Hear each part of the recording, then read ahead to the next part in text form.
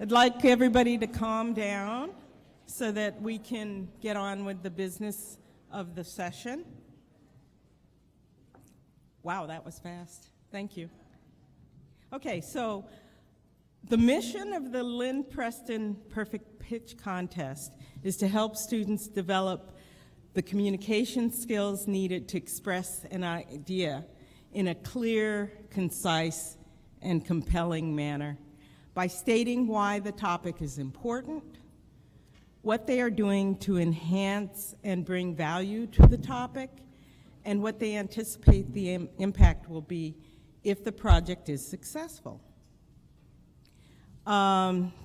Historically, this is a competition that the ILO for the ERCs had suggested, and we've expressed it in two distinct phases.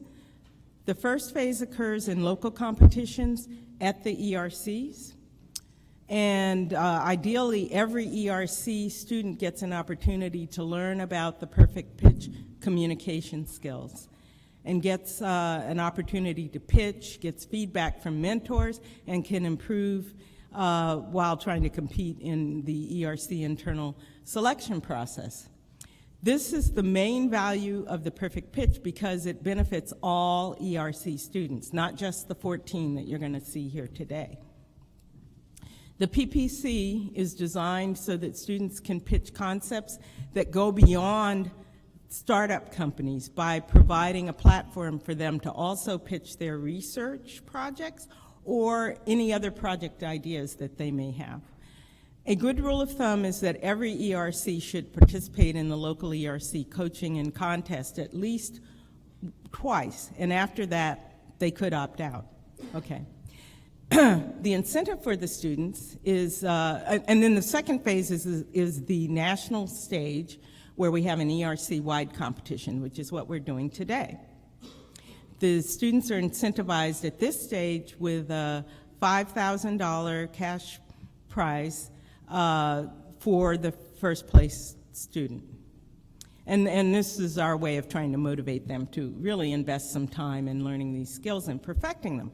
In addition, though, we also present a $2,000 cash prize to the second place winner and a $1,000 cash prize to the third place winner.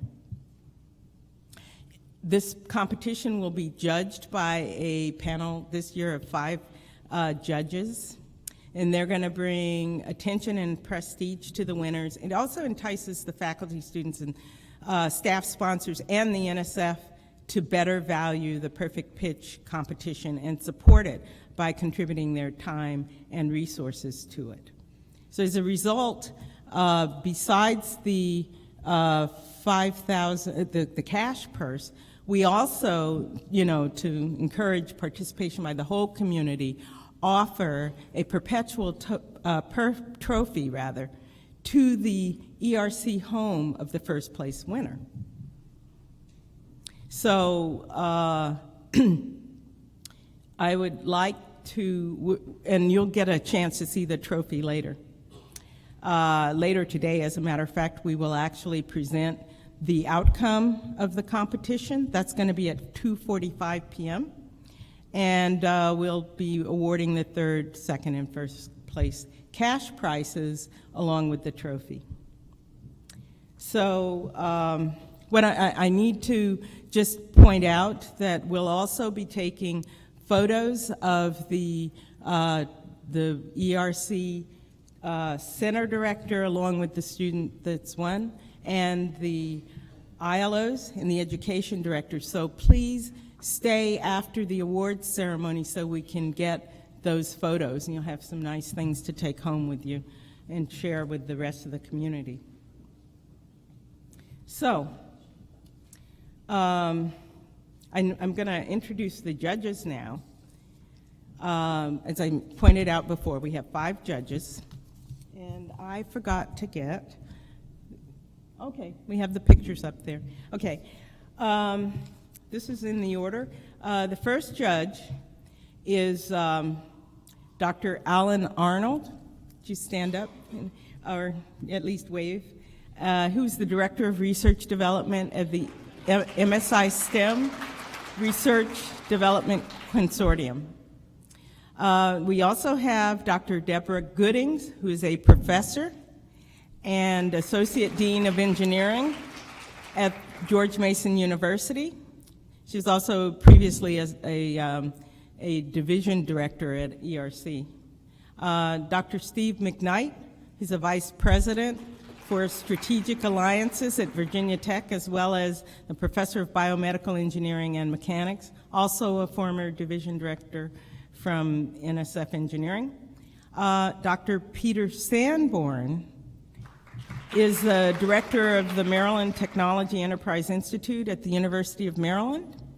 And finally, Dr. Barbara Karn is the co-founder and executive director of Sustainable Nanotechnology Organization, SNO, and is recently retired as a program director from the National Science Foundation. So thank you very much for welcoming our judges. I'm going to end this with a quote by David Ogilvy, father of modern advertising. In the world of business, it is useless to be a creative, original thinker unless you can also sell what you create. Management cannot be expected to recognize a good idea unless it is presented to them by a good salesman. With that, I'm launching the 2019 ERC-wide Perfect Pitch Competition, and we'll have a chance to see how good what excellent communicators these students are. So I'm going to turn it over now to Neha Pankau, one of our AAAS fellows. Come on up.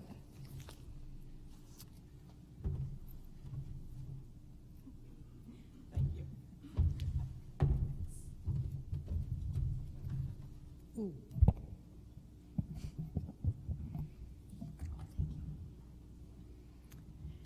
Good morning, everyone. It is my pleasure to be hosting the Perfect Pitch competition today because this is a chance to support our ERC students and cheer for them as they compete for the grand prize. We worked hard on something new this year, a social media campaign for the Perfect Pitch competition. So I encourage you to keep those cell phones handy, as always, but use them to tweet about our event here. Feel free to also use our backdrop out there for pictures or videos or whatever else you might like to tweet. And you can use the hashtag NSF ERC, which we've been using, and reply to ASE and to NSF, perhaps. Without such enthusiastic participation from our ERCs, it would not be possible for us to host a dynamic event like this. On that note, let's please give this year's contestants a big round of applause.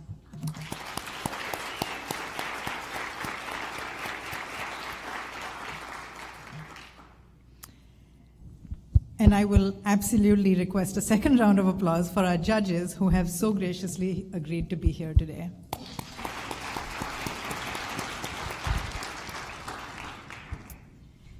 I would also like to thank ASCE for organizing the event and the AV crew for helping us not only record, but live broadcast this year's competition. Smile, everyone, you're on camera. The ERC program director team and my AAAS fellow colleagues at NSF have been phenomenal to work with in organizing this event.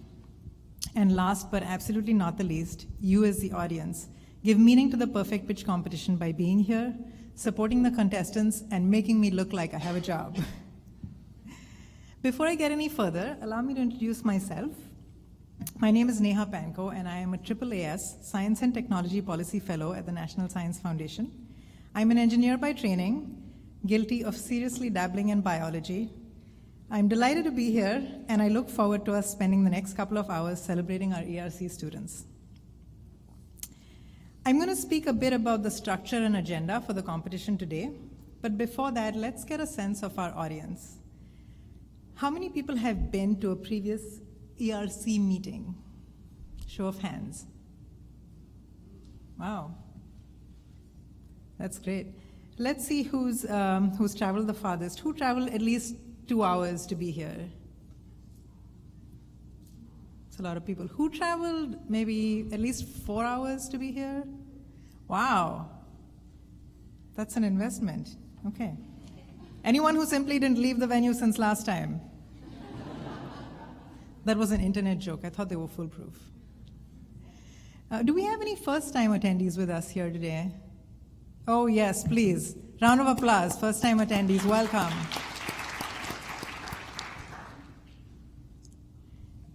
Okay, let's quickly go over what we're trying to accomplish during the course of this event today. We will start out with the finalists from current ERCs who are competing here. They will each have a 90-second pitch. There's one slide per pitch. The judges will be scoring immediately after each contestant delivers their pitch. And at the end of once the pitches are all completed, they will convene to select the winner. And the winners will be announced during the award ceremony, which will be after lunch. So what is this going to look like for us practically? We'll be starting out immediately with the students making their pitches. Each pitch is 90 seconds. And the pitches will be interspersed with 2-minute breaks, during which we'll be playing a game called Trivia Bingo. We do have prizes for our bingo winners today, so you don't want to miss a minute. Literally, our time scale here for things to change during the event is about a minute. Once the contestants have all made their mind-blowing pitches, we'll break for lunch. That should be around noon. And the judges will deliberate their decisions, and winners will be announced right here at 2:45 p.m. So go ahead and put your phones on silent, but be sure to tweet silently. So how many people here have heard of Trivia Bingo? Good, because we made it up. The rules are great. Here's the setup. So Trivia Bingo is a super fun game that we're going to play during the short breaks between pitches while the judges are working hard. I'd like you to each grab a perfect pitch bingo sheet from your tables and a pen, please. First things first, write your name on top of the sheet. When we start playing, I'll randomly pick a bingo number that you then get to scratch off your card. When you eventually scratch off a line, that could be vertical, horizontal, diagonal, or if you get 4 corners, you yell out bingo and you make your way to Rocio right here. Rocio, can I have you wave? There she is, yes. Be sure to yell out bingo, otherwise it's not really bingo. And we have 5 prizes. In case of a tie, we'll draw names out of a hat. It's very scientific. So now that you're wondering what the trivia part in Trivia Bingo is, since we couldn't really keep it simple, I'll be asking multiple choice trivia questions corresponding to our bingo numbers, and you as the audience will respond with a show of hands. Any questions about Trivia Bingo? Of course, Alan. You get... I had this in my script where it said, we'll be playing bingo while the judges work hard. Just saying. Okay. After the first contestant presents their pitch, we'll start the game. For now, let me start us off with a warm-up sample trivia question. This is our sample question. When was the NSF ERC program created? Was it A, 1950, B, 1984, or C, 1996? How many people vote for A, 1950? Can I have a show of hands? 1950, yeah. People voting, I like it. How many people think it's B, 1984? Whoa.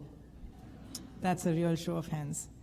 And how many people think it could be C, 1996?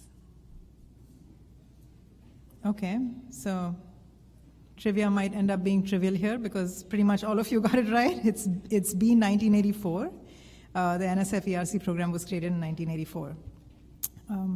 I bet you guys thought there were no tests at this meeting. Well, that's what this is going to be. But that was a great start. So let's get to it. I am delighted to invite up on stage our first perfect pitch contestant. Please join me in welcoming Andrew Wolek from C-Star.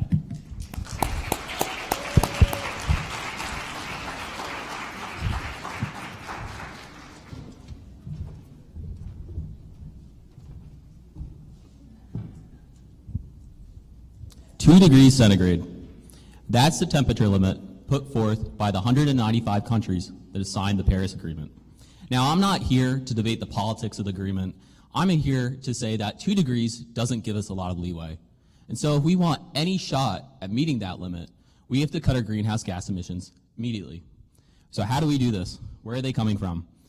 The U.S. transportation sector is the source of about a third of our emissions, or about 2 billion metric tons of CO2 emitted each year. We can reduce this number by switching over to electric vehicles powered by renewables, but that won't help us cut emissions today. And that's because there are 276 million vehicles on the road, and we simply can't replace them overnight. It's going to cost trillions of dollars and take decades to do so. So in the meantime, we need a bridge fuel that will allow us to significantly reduce our emissions while being compatible with the current transportation infrastructure. C-STAR is working to make shale gas that bridge fuel. So our center is building the process that will allow us to source our fuels from shale. And doing so will allow us to cut the carbon costs from fuel production by 37%. That way, we can cut our emissions today and actually have a chance at meeting that 2-degree goal. Thank you.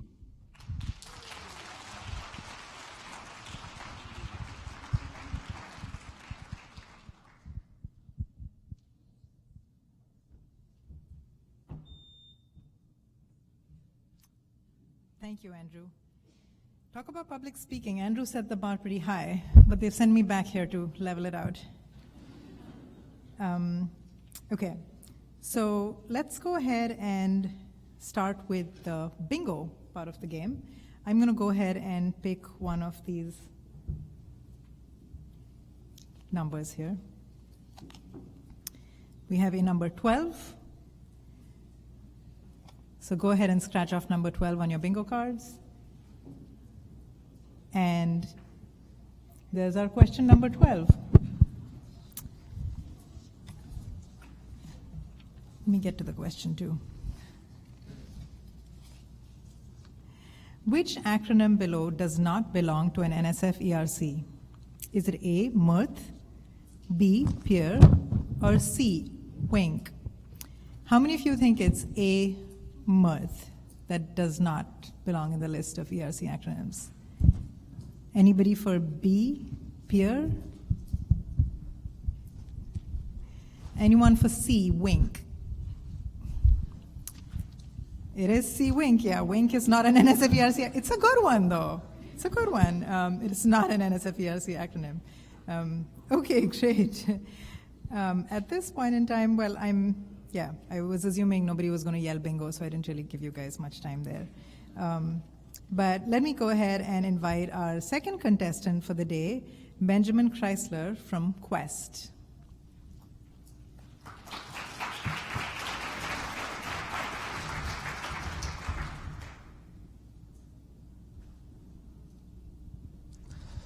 In the past decade, the solar energy industry grew rapidly as the cost per watt of electrical energy decreased by 80%.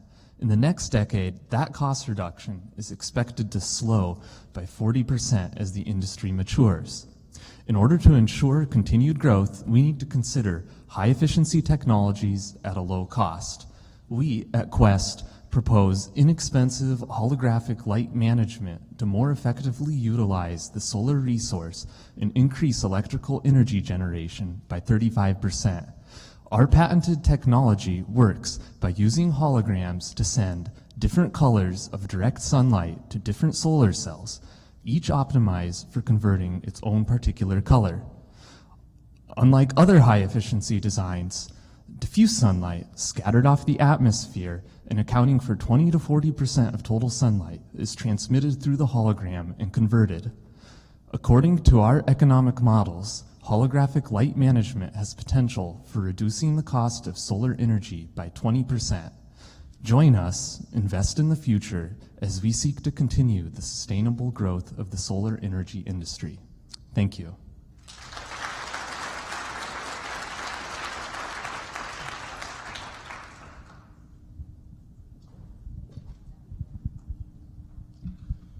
Thank you, Benjamin.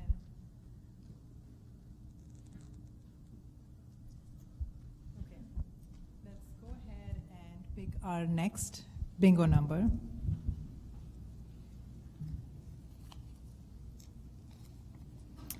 We have number 10. It's number 10, 1010. Go ahead and scratch off number 10 from your bingo sheets. Still assuming no bingo is going to be called out, so I'm going to go ahead with the trivia question here. Trivia question number 10 is, which one of these is an ERC outcome? Is it A, world's first mass market pizza cutter, B, the Da Vinci surgical robot for minimally invasive surgery, or is it C, Google's search algorithm? How many of you think it's A, the world's first mass market pizza cutter? It would be useful, actually. Pizza cutter attachment to the robot, brilliant. How many of you think it's B, Da Vinci surgical robot for minimally invasive surgery? It's a good show of hands. Yeah, that's intense. How many of you think it's C, Google search algorithm? That's a good show of hands too. That would be cool. The answer for this one is B, the Da Vinci surgical robot for minimally invasive surgery. Let me now invite our third contestant for the day, Elizabeth Covarrubias from Assist.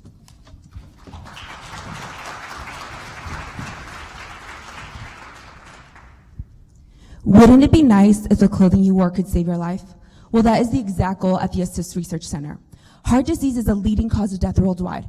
It accounts for over 600,000 Americans' deaths each year. That's the equivalent of 1 in every 4 of us in this room. So what are we doing about that? Who here has a smartwatch on? These and many other consumer devices have been created with more features to allow us to monitor our health at home. But guess what? They're not medically accurate for heart disease. And hospital devices are bulky, complicated, and uncomfortable. So why are we going through all this trouble? Because we're trying to get an ECG. Because amongst all the vital signs that track your heart's health, an electrocardiogram is the primary tool used to treat and diagnose heart disease. The Assist ECG vest captures the best features of both consumer and medical grade devices by combining conveniency, comfort, and accuracy. It contains multiple soft, breathable, dry electrodes that are durable, washable, and reusable, and won't cause skin irritation. Its sensor system clearly and accurately captures your heart's electrical activity. It's even self-powered with a thermoelectric energy generator, allowing for continuous use. The wireless communication system allows for real-time data transfer to your healthcare provider, who can make life-saving interventions when timing is critical. With your investment, we can make this vest market-ready at a low cost, so it can be widely accessible to patients around this world suffering from heart disease. This vest will not only change their lives, but it will save their lives.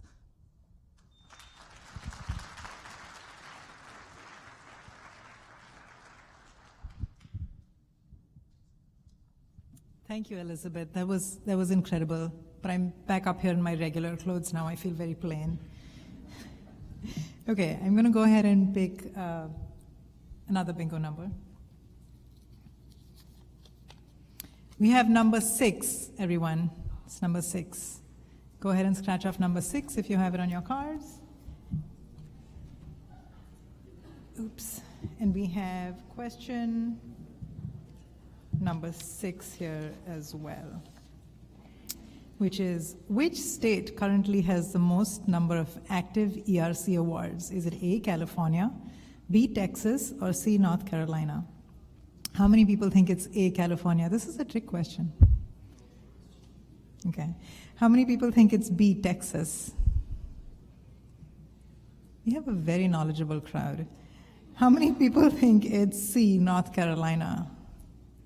Go North Carolina. I moved from there recently, slightly loyal. The answer is B, Texas. Yeah, I can see the Texans there. Okay, excellent. Let me go ahead and invite contestant number 4 up on stage, Ishita Ray from Current. Please join me in welcoming her.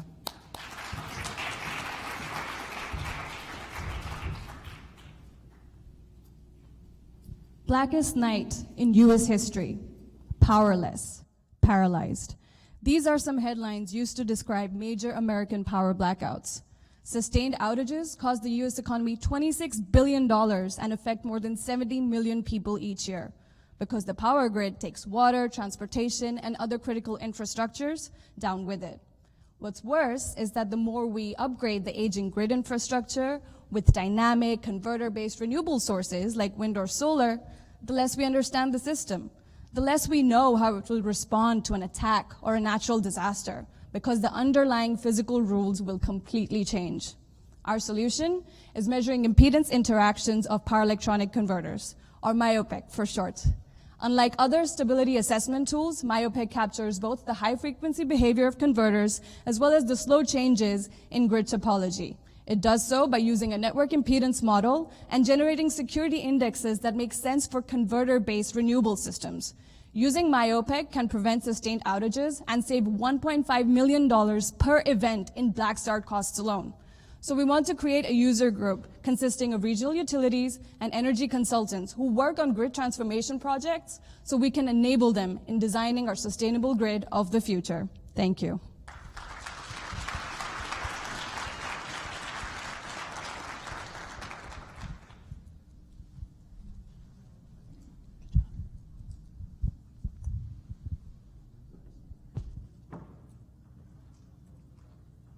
Thank you, Ishita. I'm going to move on to the next bingo number. It could get interesting now.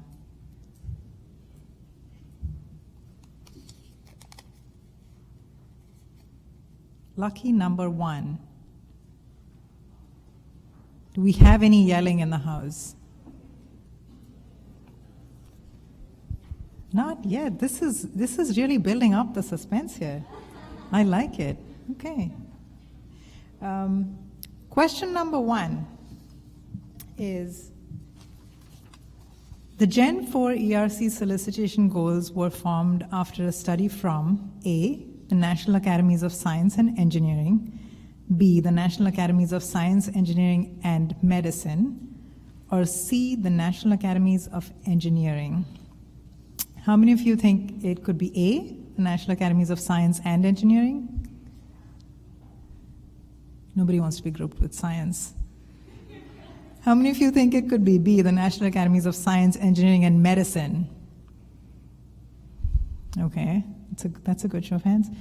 How many people think it could be C, the National Academies of Engineering, NAE? Okay. The correct answer is C, the National Academies of Engineering. And with that, let's move on to contestant number 5. Please join me in welcoming Liam Connolly from Nascent. B?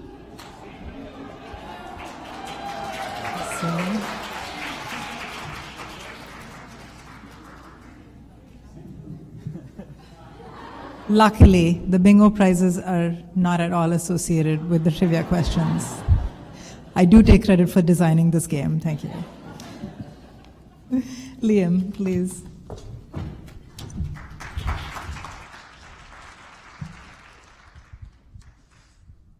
All right, so with the demise of Moore's law looming large on the horizon, his prophetic prediction that the transistor density would double every 2 years is finally butting up against a fundamental physical limit. But if we can't keep shrinking transistors, how do we continue to improve electronics in our daily lives? The answer lies in an architectural shift from single chips to 3D stacked chip technology. This improves performance, power consumption, and density, all while drastically lowering the cost by packaging individual chiplets, all with their own function like I/O, computer memory, onto a single 3D stacked chip technology. But there's an issue, and that's in the physical connection between these chiplets, each other, and the outside world, the interconnect.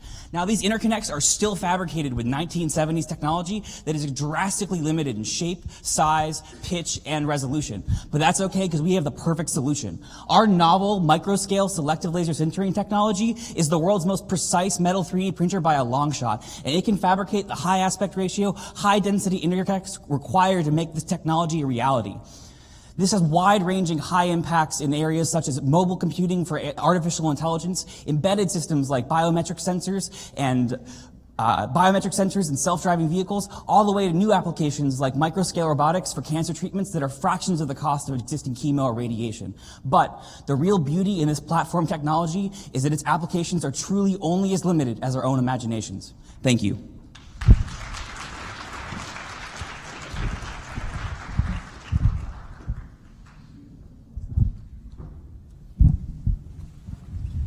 Thank you, Liam. When he says as limited as our own imaginations, I'm glad it's his imagination because this is outstanding. I'm going to go ahead and pick our next bingo number.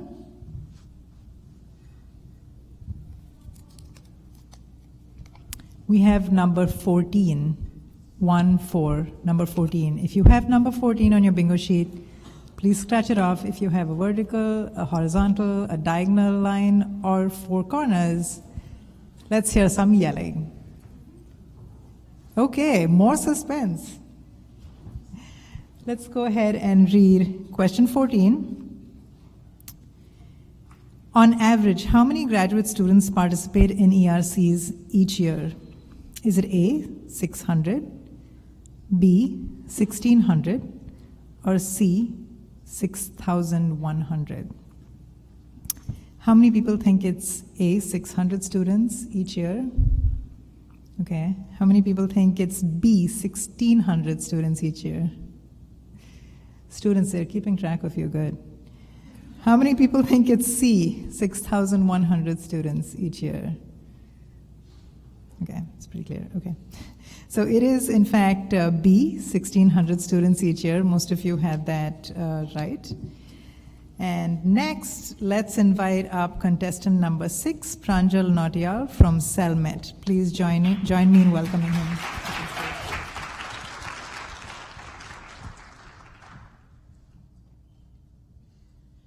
Good morning. Heart disease is the leading cause of deaths in the US, killing 2,000 people daily. What makes heart attacks so deadly is the fact that they can cause irreversible damage to the heart tissues. How fantastic it would be if we could have a Band-Aid that could heal the human heart. Our ERC team has assembled with this goal to engineer fully vascularized and functional cardiac patches which can be implanted onto the diseased tissues and restore the cardiac function. We use nanomanufacturing strategies to fabricate 3-dimensional support structures called scaffolds where we can seed, grow, align, and connect the cells in a desired fashion to form 3D tissue constructs. My role in the ERC is to understand and tune the mechanical response of these scaffolds because that's important for the growth and function of the tissues. It is impossible, it always seems impossible unless it is done. This is indeed an ambitious challenge, and that is why I call for the support of the people assembled in this room in this endeavor to save millions of lives. Thank you.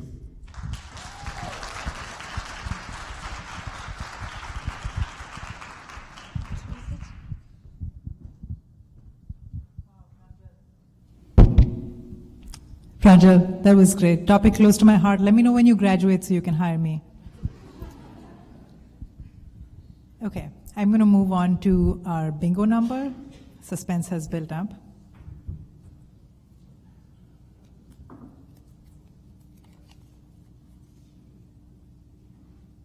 I'm doing an extra long pause. It's number 4. Wow. That was good bingo yelling. Find your way to Rocio, please, right there. So you're our validated bingo winners. She's going to check your numbers. This is pretty serious business. And let's also do question number 4. Question number 4 is, which of these is not a current ERC subdiscipline? Is it biotechnology? Is it energy? Or is it world peace? They're all good topics. How many people think it's A, biotechnology, which is not a current ERC subdiscipline? I mean, after Pranjal's pitch, I think that's a little bit. How many people think energy is not a current ERC subdiscipline? How many people think C, world peace might not really be an ERC subdiscipline?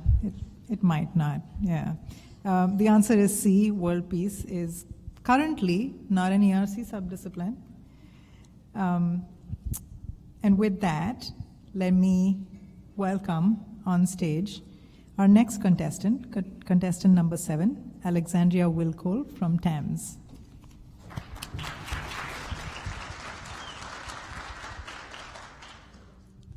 Let's talk about a hypothetical patient. We'll call her Laura. Laura's so excited when she learns she's going to be a mother. She goes to her doctor and unfortunately discovers that she could have a very high-risk pregnancy.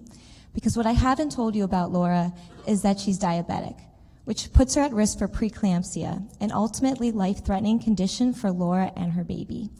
Now, Laura and her doctor can stay on top of treatment with careful independent glucose monitoring and weekly appointments to monitor her blood pressure. But if only there was a way Laura could send her data directly to her doctor. Enter TAMS. The TAMS team has designed an antenna that couples electric, magnetic, and mechanical energy such that its size is greatly reduced. In fact, our competitors with an electrical antenna are over 200 times larger than our comparable TAMS design. In addition, our TAMS antenna operates on a frequency band that's safe for implantable medical devices. The combined size and the frequency allow us to integrate with implantable medical devices like Lab on a Chip, so you can send your data to your doctor. In addition, we are helping to enable an over $87 billion market by 2025. Now at TAMS, we know that we can help Laura and her baby. We also can revolutionize the face of medicine. Step with us into the future. Invest in TAMS. Thank you.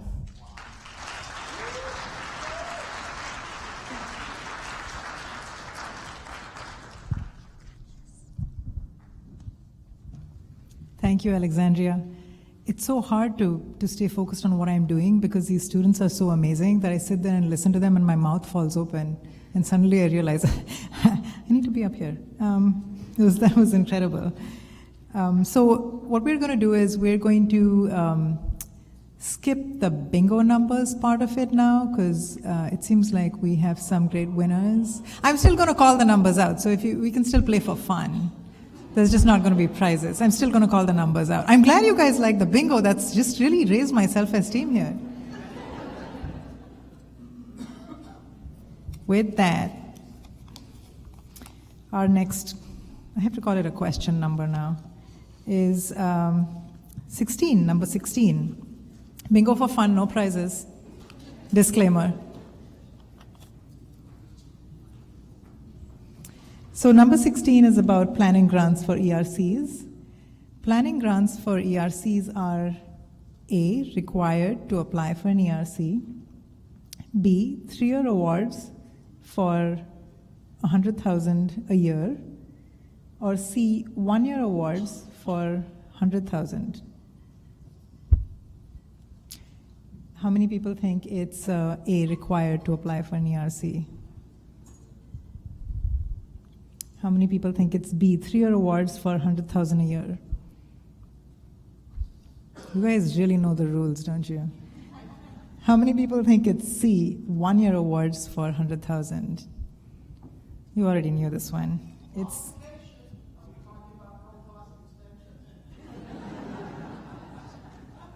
absolutely not.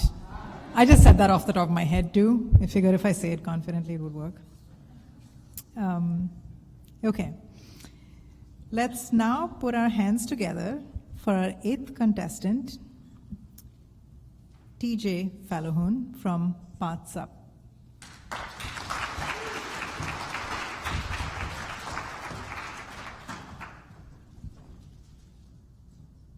So 1 in 4 deaths in the U.S. is due to heart disease, and almost 10% of the population suffers from diabetes.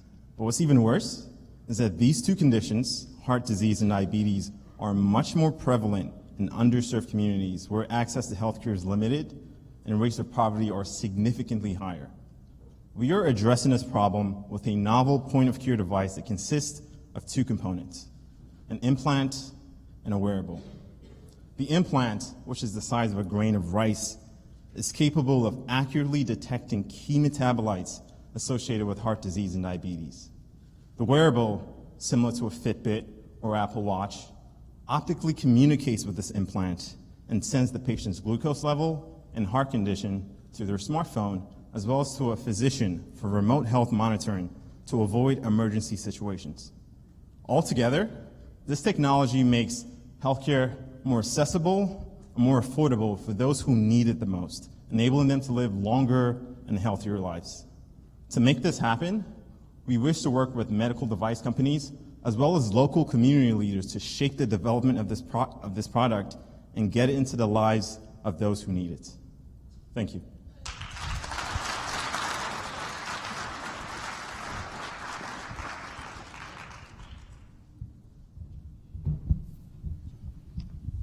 Thank you, TJ. That was amazing. Once I have my clothing done by Elizabeth and then I get that job with Pranjal, I'm going to get some of these smart devices from you, man. Okay, bingo for fun, no prizes disclaimer. I'm going to pick the next number.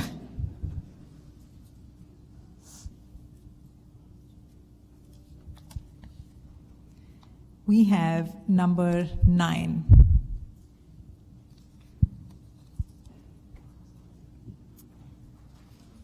Let's go to question number 9, which is, one of the ERCs developed a water cleaning system that uses A, sunlight, algae, and bacteria, B, chlorine, or C, essential oils and heat. Sorry, I couldn't even say that with a straight face. I tried. How many people think it's A, sunlight, algae, and bacteria? Yeah, I would like to do that too. How many people think it's B, chlorine? Pretty straightforward.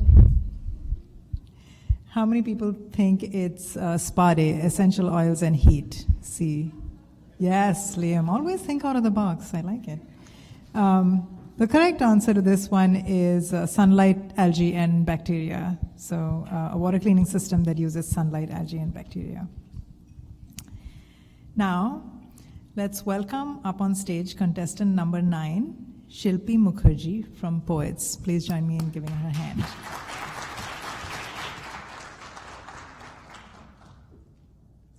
Hybrid vehicles are bought for their fuel efficiency, and that pushes manufacturers to design the power electronics that go into the charging units of these modules to be as small and light as possible.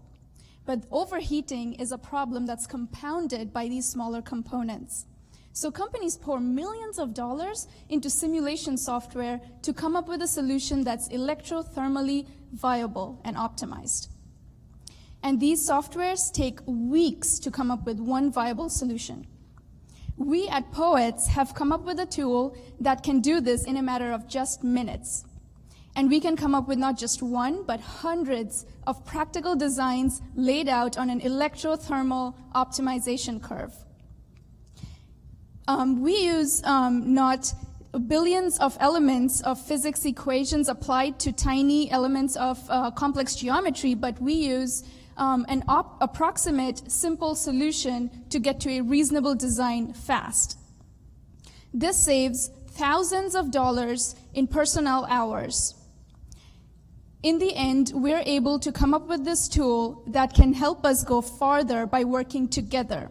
So we need your help to be able to market this tool. We need users to give us feedback on how to enhance this tool to company-specific needs. You're welcome.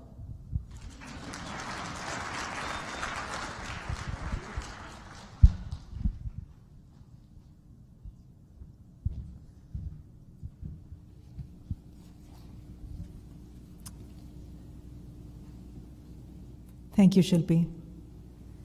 The switch to mood lighting has thrown me off a little bit, I must admit. It's nice. I'm going to go ahead and pick our next bingo number. No prizes, disclaimer.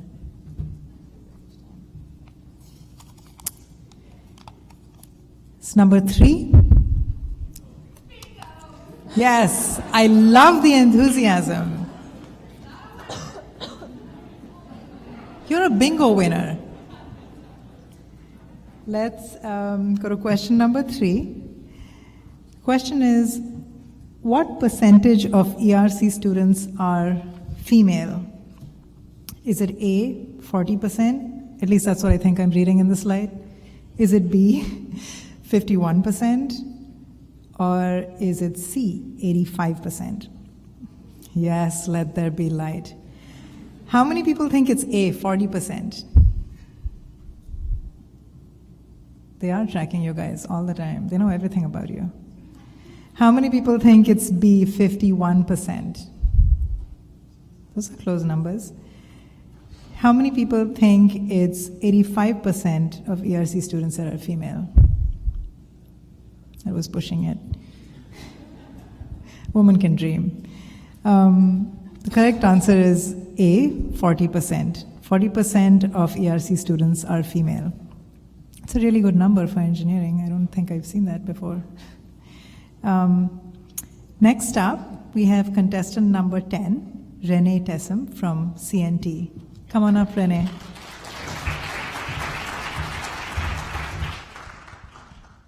Panic attacks are very sudden periods of intense fear. Some people describe them as emotional nightmares, where symptoms include increased heart rate, increased breathing rate, and sometimes even the blacking out of one's vision. 40 million Americans suffer from debilitating anxiety disorders, but we have a solution that can help.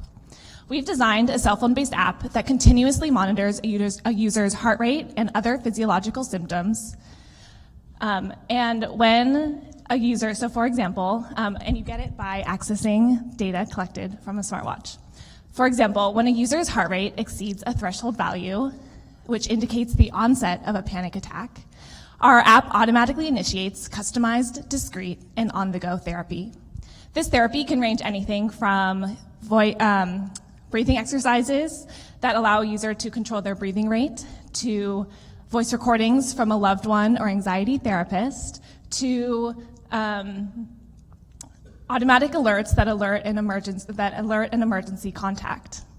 We believe that in order to improve at-home healthcare, customization is key. Our users are able to choose what method of therapy works best for them and in what method of delivery they'd like that works best for them as well. So that could be audio, visual, or tactile delivery. We here at Panic Detect believe that we want to create solutions that give users what they need, when they need it, and the way they want it. Thank you.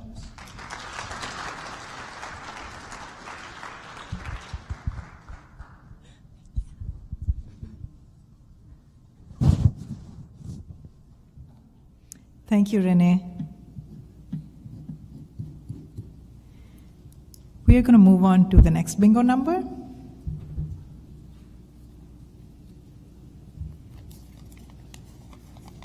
And this is, it's not considered lucky, but it could be lucky for some. Number 13.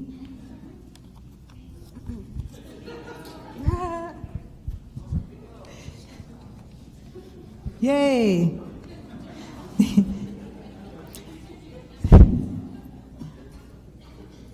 The unluckiness associated with 13 has nothing to do with the question. These were randomized. I just want to make that. Did I have a question?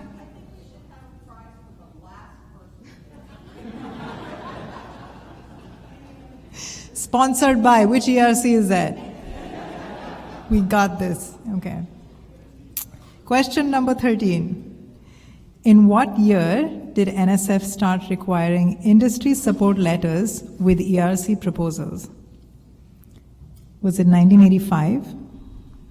Was it 1987? Was it 1995? How many people think it was A, 1985 that NSF started requiring industry support letters with ERC proposals? This is a hard question. How many people think it was B, 1987 that NSF started requiring industry support letters? I made it even harder. I was just having fun with this one. And how many people think it was C, 1995 for industry support letters? Okay, so this was a test. And there is a book on history coming out soon, so that's going to be good. The correct answer for this one, which I absolutely didn't know when I asked the question, is A, 1985. Yeah, as far back as those numbers go. Now we have contestant number 11. Angela Perantoni from Renew It. Please let's welcome Angela up here on stage.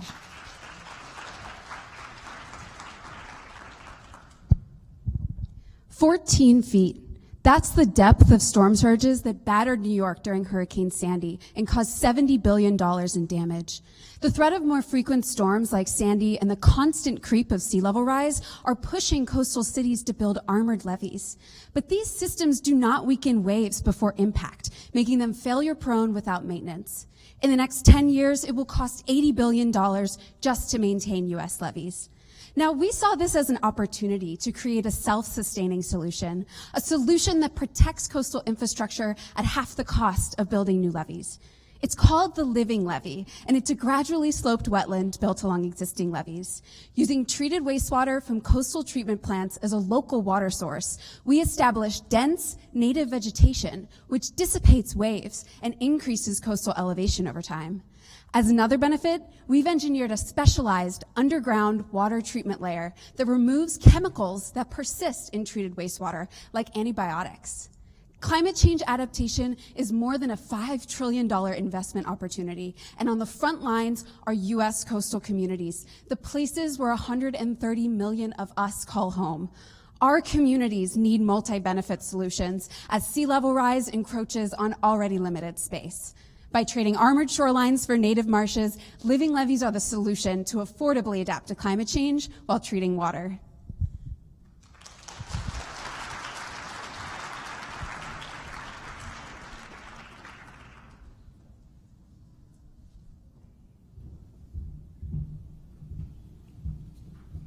Thank you, Angela. Let's pick out the next bingo number.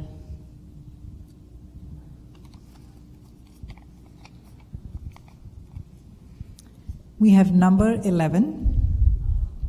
1, number 11. I see a winner. I don't hear the winner. Yes! Okay. Let's go to question number 11. Which year did we have the first multi-institution ERC? Was it A, 1985? Was it B, 1996? Or was it C, 2002? How many people think the first multi-institution ERC was in A, 1985? It's when they required industry support letters. See, I learned something today. Only took me this long, I just connected those dots. How many people think it was B, 1996? And how many people think it was C, 2002? Multi-institution ERC. I don't have a good way to say this, but I'm not quite sure of the answer. I believe it's C, 2002. And I know one of the program directors is going to yell at me if it's wrong, so that's fine. So it is C, 2002. Great, okay. Now we have contestant number 12, Mariana Marcos from NUIT. Please let's welcome Mariana up here. Every 90 seconds, a child dies from a water-related disease. Arsenic, a poison which cannot be tasted, seen, or smelled, can cause cancer, heart, and lung diseases. And the cost in the U.S. for arsenic-related mortalities is of more than $500 million per year. Communities along the U.S.-Mexico border, which are off the water grid, exemplify this problem, since their water is contaminated with arsenic 8 times the federal limit. People in these areas get water from their own unregulated wells, or they have to rely on bottled water. So imagine deploying a point-of-use salt shaker-sized filter that could provide arsenic-free water. At NUIT, we have developed magnetic nanomaterials which have proved to remove arsenic well below EPA limits. With only 60 grams inside a small filter device, we could provide arsenic-free water for over 6 months to a household. An external magnet can make this device easy to install into a water tap, while also immobilizing the magnetic nanomaterials inside. If you invest in the scaling up of this technology, you will be part of this urgent effort to provide clean and accessible water while saving millions of dollars in healthcare, not to mention saving lives, just as the one that we just lost over these past 90 seconds. Thank you.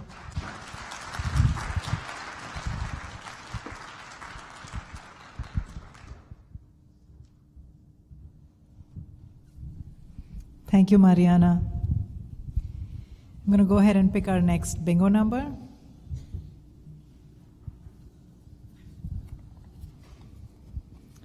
We have number 7. Okay, we're going to go to question number 7.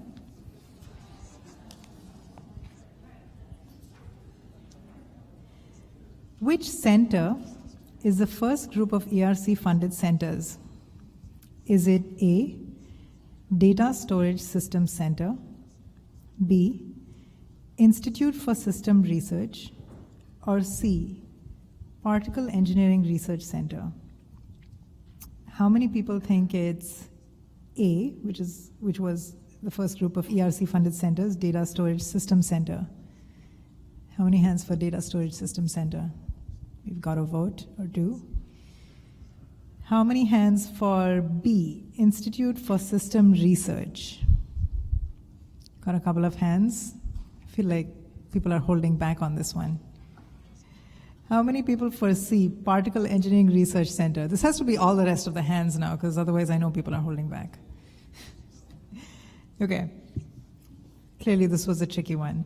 The correct answer is B, Institute for System Research. Institute for System Research was the first group of ERC-funded centers. Contestant number 13, Miriam Worley from CBBG. Please join me in welcoming Miriam up here.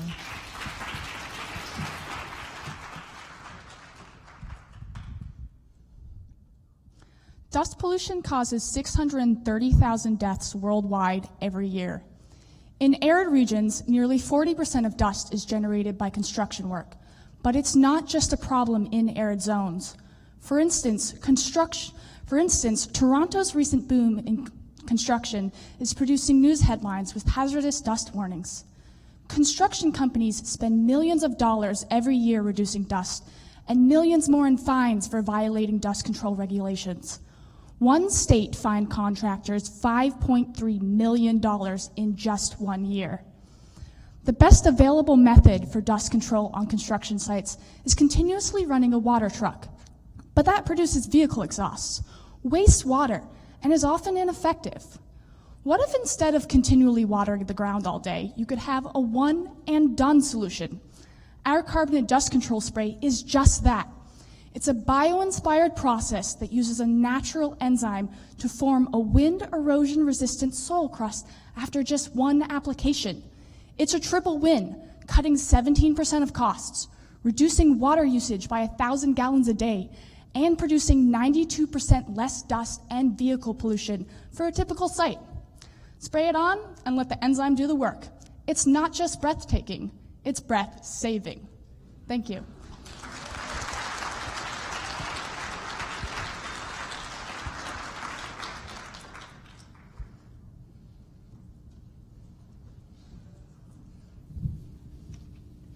Thank you, Miriam. Our bingo number. I almost missed the bingo number. My own game, my own creation. We have number 15.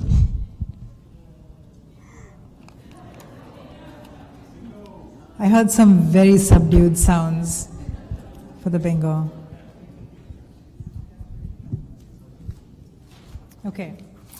Let's have a look at question number 15.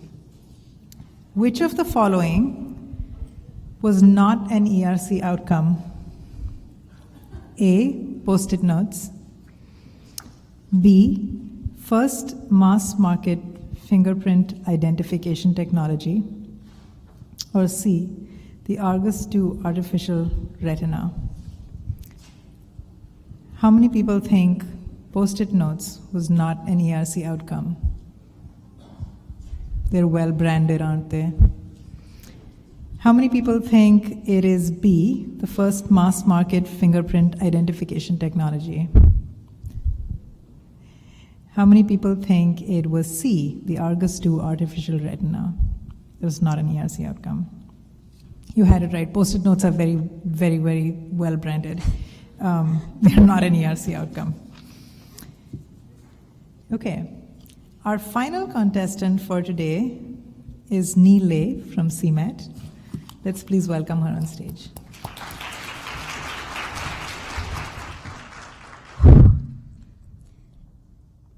Hi, my name is Nee, and I am the inventor of 5 patented technologies that can be used to make drugs more affordable.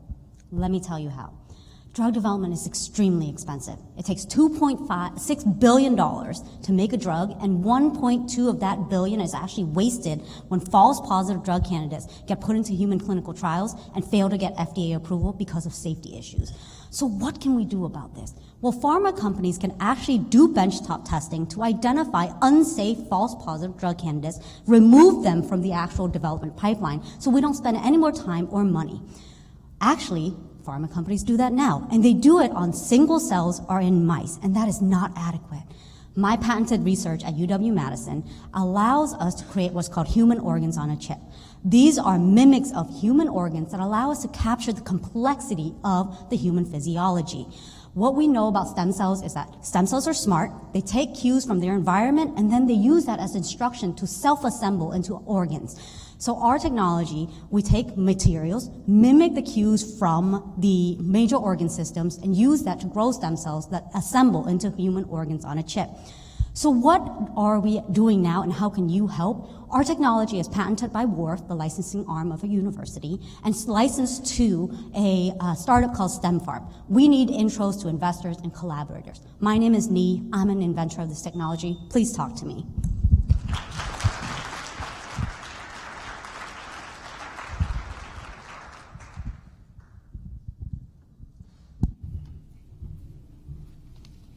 Thank you, Nee.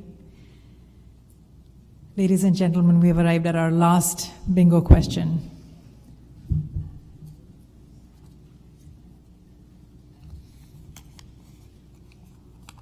The bingo number is 5. Number 5. I heard subdued yes. I did. Oh, yeah, hand went up.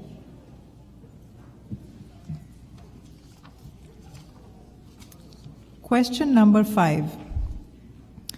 What are the foundational components of a Gen 4 ERC? Is it A, team science, social impact, interdisciplinary research, and stakeholders?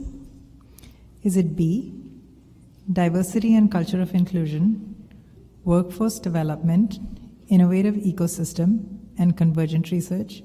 Or is it C, since we're getting to lunch, pizza, donuts, coffee, and lemonade? Everybody was thinking about lunch. Okay, how many people think it's A, team science, social impact, interdisciplinary research, and stakeholders? Nobody's. I thought this was a good one. How many people think it's B, diversity and culture of inclusion, workforce development, innovative ecosystem, and convergent research? Lots of hands for B. I'm still going to ask. How many people think it's C? Pizza, donuts, coffee, and lemonade? Yes! We have votes for change.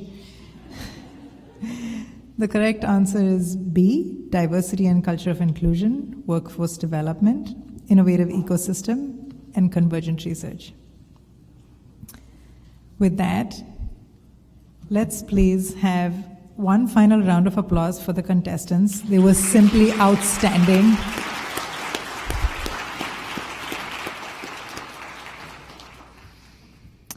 I have a little reminder note in here. Checkout is at noon. It is now 11:35, so that gives us some time.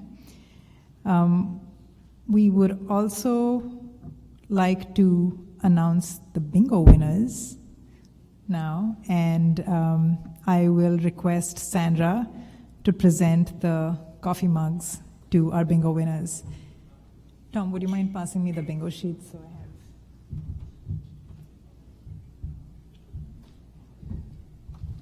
Would have been useful to have the names.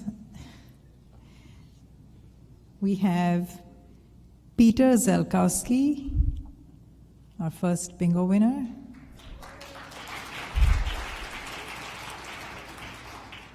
Is Peter in here?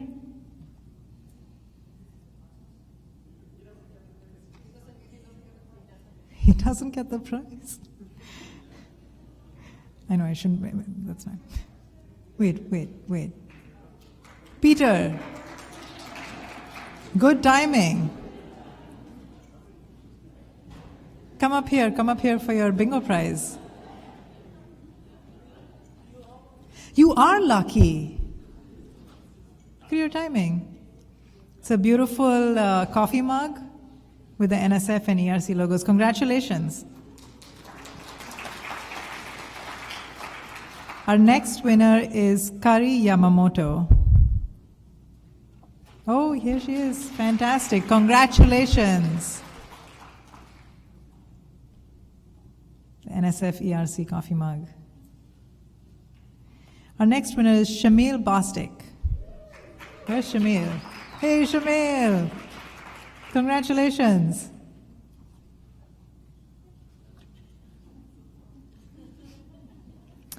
We have Michael Harris, our next bingo winner. Congratulations, Michael.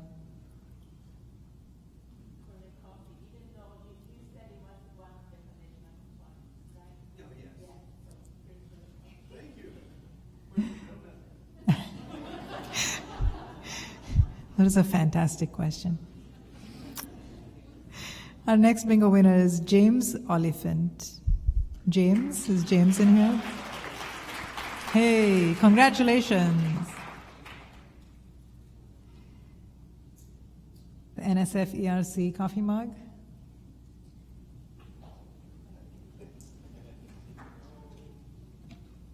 And our final bingo winner,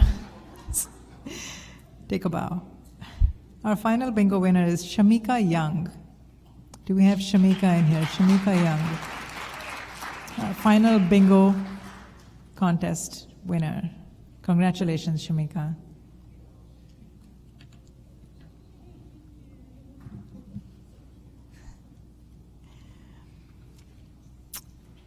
I would once again like to take the opportunity to thank you all for participating, this time both in person and remotely, since we have been live streaming this event. I would also like to take this opportunity to thank two of my co-workers, co-AAAS fellows here, Simin and Nasaran. Are they in here? There's Nasaran. Is Simin in here as well?